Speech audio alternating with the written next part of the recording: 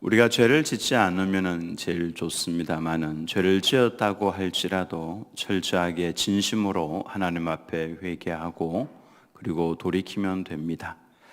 그런데 죄를 회개하고 돌이키고 난 이후에 우리의 삶의 모습이 어떠해야 하는지를 우리는 다윗의 모습을 보면서 깊이 생각을 합니다. 다윗의 약점이 뭡니까? 우리아의 아내 밧세바를 범한 것이죠. 그로 인해서 아기가 태어났고 또 우리아를 계획적으로 살인을 한 것, 이게 다윗의 약점이었습니다. 근데 그는 철저하게 하나님 앞에 엎드려서 통곡을 하며 울었습니다. 진심이었습니다. 하나님, 잘못했습니다.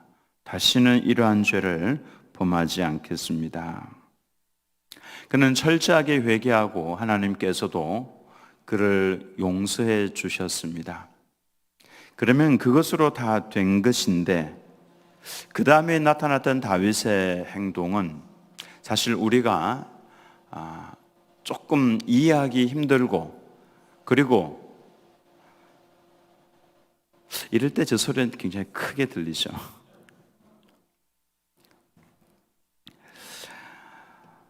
보통 우리가 회개하고 난다 할지라도 그 이후에 우리가 그에 대해서 말을 잘 못하는 경우가 있습니다.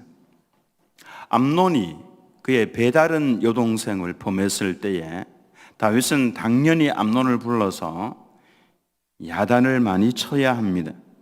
필요하면 회초리를 들어서라도 장단지에 피가 나도록 때리기라도 하면서 아들을 야단을 쳐야 되고 그가 회개할 수 있는 길을 열어주어야 했습니다만 다윗은 그렇게 하지 못했죠.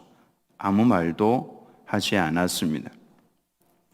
그 모든 일들을 보고 있던 다말의 오라비, 친오라비죠. 압살롬이 분노했습니다.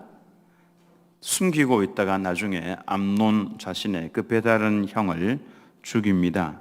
그리고는 그술왕 달메에게로 도망을 가죠. 자신의 외가입니다. 어머니의 친정이 있는, 친정이죠 그곳이. 그곳으로 도망을 가서 3년 동안 그곳에 머물러 있었습니다. 다윗의 마음이 압살롬에게로 향하고 있는 것을 알고 있었던 요압 장군이 계략을 짜서 압살롬을 데리고 왔습니다. 다윗은 여전히 압살롬을 야단치지 못했습니다. 결국 그로 하여금 회개하게 하지 못했죠. 자신이 지은 죄의 영향입니다. 아버지가 아들을 야단치면 무슨 말이 들려올 것 같습니까? 아버지도 그랬으면서 아버지도 사람을 범하고 아버지도 사람을 죽이지 않았습니까? 이 말이 들려오는 것이 두려워서 다윗은 자녀들이 자신이 범했던 죄를 똑같이 범했음에도 불구하고 야단을 치지 못했습니다. 회개시키지도 못했죠. 그냥 그대로 내버려 두었습니다. 결국 어떻게 됩니까? 엄청난 비극이 집안에 일어나죠. 예수님께서는 베드로에게 이렇게 말씀을 하셨습니다. 베드로야, 너는 돌이킨 후에 내 형제를 굳게 하라. 이렇게 말씀을 하셨습니다. 너는 돌이킨 후에 내 형제를 굳게 하라. 말씀대로 올바르게 살아야 된다고 베드로가 만약에 교회에 가서 말씀을 전하면 무슨 말이 들려올 것 같습니까? 성도들이 그러겠죠. 너는 예수님을 저주까지 하고 부인했던 사람 아니냐고, 이런 말이 들려오겠죠. 예수님께서는 그와 같은 것을 감수하고서라도 너는 돌이킨 후에 내 형제에게 가서 형제로 하여금 하나님의 말씀대로 순종하며 살라고 굳게 하라, 그렇게 말씀을 하셨습니다. 그리고 이런 말씀도 하셨죠. 먼저 네 눈 속에 있는 들보를 빼여라. 그 후에야 밝히 보고 형제의 눈 속에 있는 티를 빼리라. 우리는 형제의 눈 속에 있는 티를 보면은 막 정죄하고 막 이렇게 할 것이 아닙니다. 또 모르는 척하고 지나갈 것도 아닙니다.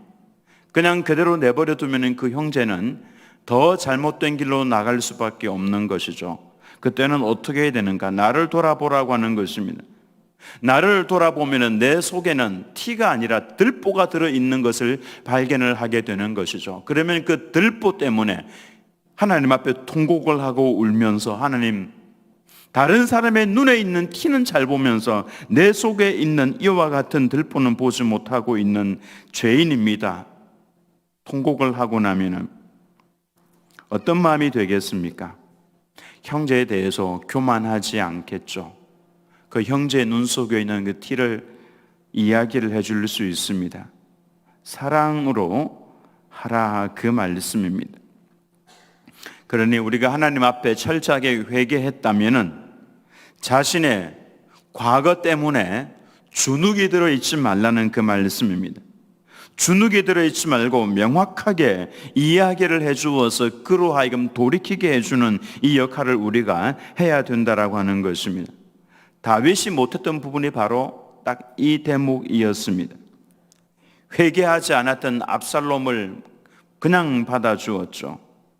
그게 왕자의 지위를 회복을 시켜주어서 결국 어떻게 됩니까? 오늘 본문처럼 반역으로 죄가 확장이 되도록 방치했던 것입니다. 죄는 해결을 하지 않고 그냥 두면 점점 자라납니다. 썩게 됩니다. 더 깊이 곪게 됩니다. 커지다가 결국 비참해지죠. 죽음을 향해서 달려가게 되는 겁니다. 그러므로 죄에 대해서는 우리는 무조건 거부해야 됩니다. 또 내가 죄악 가운데 있다면 하나님 앞에 처절하게 통곡을 해야 합니다. 그래서 구약에는 성전에 들어가서 하나님을 만나기 전에 늘 손을 씻어라, 씻어라, 씻어라, 그렇게 말씀을 하신 겁니다. 압살롬의 반역으로 백성들의 마음이 다 압살롬에게로 돌아갔습니다. 압살롬을 따르게 되었죠. 다윗에게서 돌아서 버렸습니다. 그리고 어리석게도 다윗의 사람 200명도 무슨 일인지도 잘 모르면서 압살롬을 따라갔다가 반역에 동참을 하게 되었습니다. 그리고 다윗의 모사였던 아히도벨이 특별히 압살롬과 함께 계획을 세워서 그 반역에 깊이 동참을 했습니다. 깨어서 기도하지 않으면 자신도 모르는 사이에 이렇게 된다라고 하는 것입니다. 무엇이 진리이고 비진리인지 구별을 하지 못하면 그냥 나락에 떨어지게 되는 겁니다. 그래서 늘 여러분 기도하셔야 합니다. 마지막 시대에는 사탄의 유혹이 굉장히 강력합니다. 그리스도가 여기 있다, 그리스도가 저기 있다, 이게 무슨 말씀입니까? 진리가 혼탁스러워진다라고 하는 겁니다. 혼돈스러워져서 저기도 진리인 것 같고 여기도 진리인 것 같고 저기가 막 부흥 일어나면 저기가 진리인 것 같아서 막 달려갑니다. 그래서 성도들이 이리 휩쓸리고 저리 휩쓸리고, 누가 그렇게 합니까? 내가 지금 있는 이 자리에서 하나님을 진실되게 사모하며 말씀을 사모하여 듣고 읽고 묵상하고 기도하면서 하나님을 경험하지 못하면 그렇게 되는 겁니다. 막 끌려다니게 되는 것이죠. 평소에 그래서 변함없이 기도하면서 사모하는 마음으로 하나님의 말씀을 듣고 읽고 묵상하지 않으면 마지막 시대에는 흔들게 되어 있습니다. 그 정도로 사탄의 유혹이 강력하다라고 하는 것입니다. 그래서 우리가 끝까지 붙들어야 할 것은 바로 평소에 훈련을 하는 겁니다. 평소에 하나님의 말씀을 늘 사모하는 것이고 평소에 하나님 앞에 엎드려서 기도하는 것, 이것이 절대적으로 필요하다라고 하는 것입니다. 이스라엘의 인심이 다 압살롬에게 돌아간 것을 깨달은 다윗이 어떤 조치를 내렸습니까? 14절 말씀을 보면은 다윗이 예루살렘에 함께 있는 그의 모든 신하들에게 이르되 일어나 도망하자. 그렇지 아니하면 우리 중 한 사람도 압살롬에게서 피하지 못하리라. 빨리 가자. 두렵건대 그가 우리를 급히 따라와 우리를 해하고 칼날로 성읍을 칠까 하노라. 만약에 다윗이 성문을 걸어 잠그고 그곳에서 예루살렘 성을 사수하겠다라고 하면은 어떤 일이 발생할 것 같습니까? 예루살렘 성이 심히 많이 파괴가 될 겁니다. 그리고 예루살렘에 다윗과 함께 있던 백성들이 수없이 죽어나갈 겁니다. 인명피해가 엄청나게 크게 되는 것이죠. 결국 다윗은 도망가는 것을 선택을 했습니다. 하나님께서 회복을 시켜 주실 것이다 라고 하는 기대감을 가지고 그 회복을 예상하고 예루살렘 성을 버리고 멀리 도망하는 것을 선택을 했습니다. 이것은 하나님을 신뢰하는 믿음이 있었기 때문에 가능한 선택이었습니다. 다윗은 이미 알고 있었습니다. 전쟁은 여호와께 속한 것이다. 나는 내 활을 의지하지 아니할 것이라 내 칼도 나를 구원치 못하리이다. 오직 주께서 우리를 대적에게서 구원하시고 우리를 미워하는 자로 수치를 당케 하셨나이다 라고 다윗이 고백을 했죠. 다윗은 도망을 가면서 후궁 10명을 남겨두었습니다. 성을 그래서 지키게 한 것이죠. 그리고 이제 신복들과 모든 남아있던 백성들과 함께 피난길에 올랐습니다.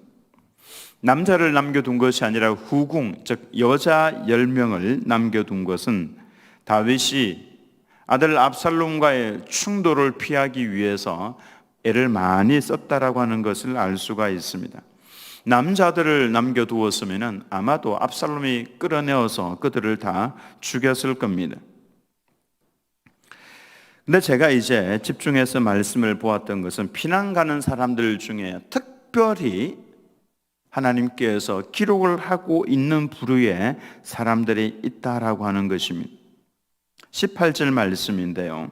그의 모든 신하들이 그의 곁으로 지나가고 모든 그렛 사람과 모든 블렛 사람과 및 왕을 따라 가드에서 온 모든 가드 사람 600명이 왕 앞으로 행진하니라.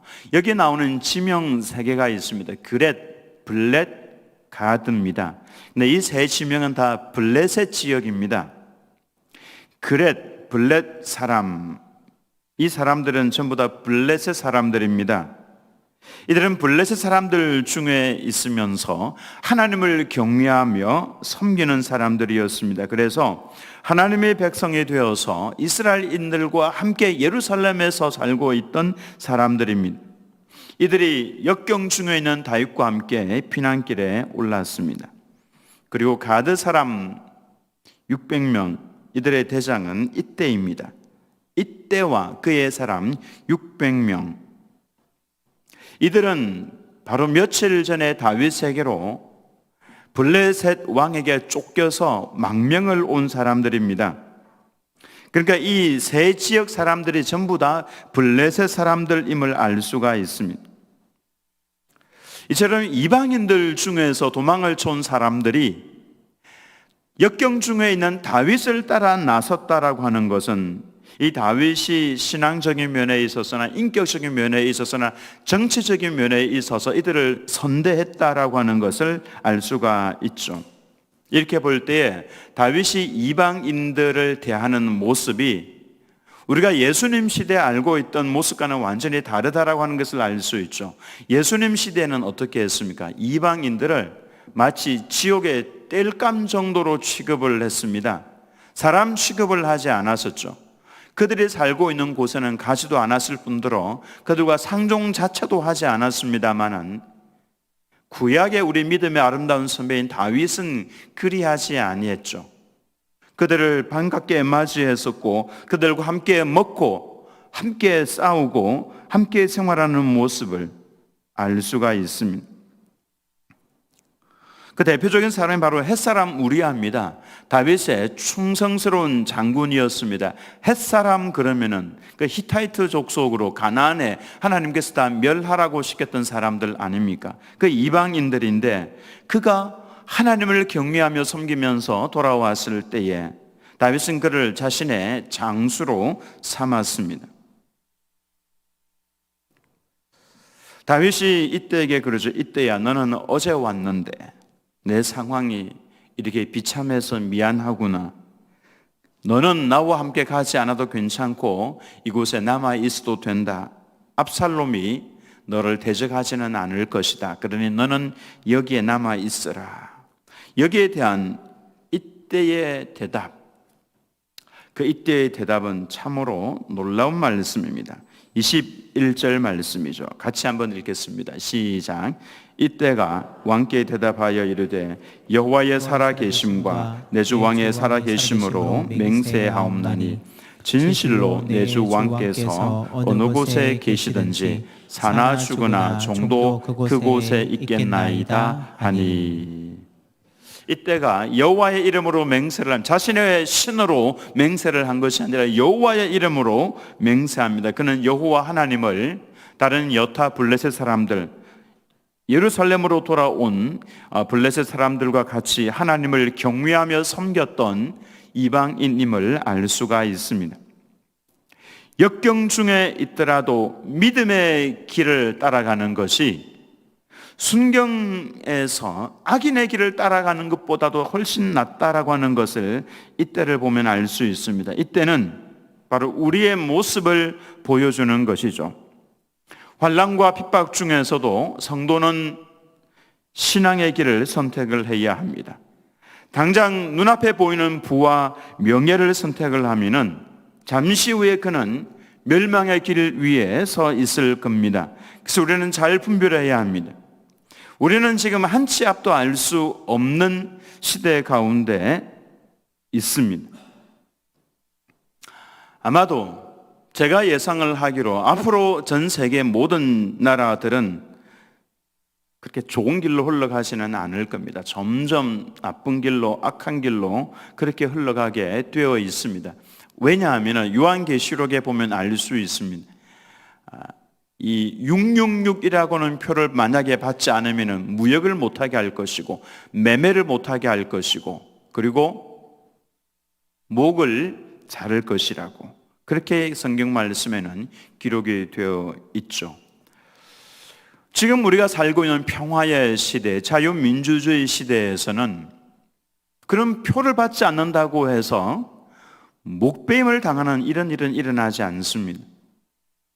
표를 받지 않는다고 해서 정부에서 추진하는 표를 받지 않는다고 해서 목을 벤다. 이거는 자유민주주의 세계에서는 일어날 수 없는 일입니다. 근데 이런 일이 일어날 수 있는 정부가 있죠. 바로 공산주의입니다.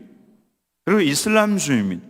공산주의 국가와 이슬람 국가에서는 이게 일어날 수가 있습니다. 근데 전 세계에서 이와 같은 일이 일어난다라고 했으니까 아마 제 말씀이 틀린 말씀이 아닐 겁니다. 앞으로 갈수록 여러분 전 세계 정세가 어떻게 흘러가는지를 한번 잘 보시기 바랍니다. 결단코 평화주의 시대로, 평화의 시대로 흘러가지는 않을 겁니다. 당장 우리나라에도 정부를 비판했다고 해서 수갑을 차는 일이 발생했습니다. 그리고 감옥에 투옥시키는 이런 일이 발생을 했습니다. 앞으로 시대가 어떻게 되어 갈지를 약간 보여준 것이다 라고 볼 수가 있습니다. 예수님 재림하시기 전에 어떤 일들이 일어날 줄은 잘 모르지만 어쨌든 진리와 맞서서 싸우는 악한 정부가 들어설 것이 분명합니다. 그와 같은 바람들이 전 세계에 일어날 것입니다. 그럼에도 불구하고 우리는 이 현재에 싸워야 되는 것이죠. 자유민주주의를 끝까지 유지하기 위해서 하나님 앞에 몸부림치면서 기도하면서 이 민족을 하나님 회복시켜 달라고 도와달라고 기도해야 되는 것입니다. 너는 어느 쪽이냐? 너는 어느 쪽이냐라고 질문을 한다면은 여호와의 살아계심을 두고 맹세합니다. 저는 사나 죽으나 주님과 함께 할 것입니다. 이때의 이 고백, 내가 여호와의 살아계심을 두고 맹세하옵나니 진실로 내 주 왕께서 어느 곳에 계시든지 사나 죽으나 종도 왕과 함께 그곳에 있겠습니다라고 하는 일편단심, 바로 이 마음이 오늘을 살아가는 성도들의 마음 가운데 있어야 한다라고 하는 것입니다. 너는 어느 쪽이냐라고 선택을 하라고 할 때에 저는 여호와의 살아계심을 두고 맹세합니다. 살아있으나 죽어있으나 사나 죽으나 나는 주님과 함께 할 것입니다 라고 고백하는 우리 모든 성도님들 다 되시기를 예수님의 이름으로 축원합니다.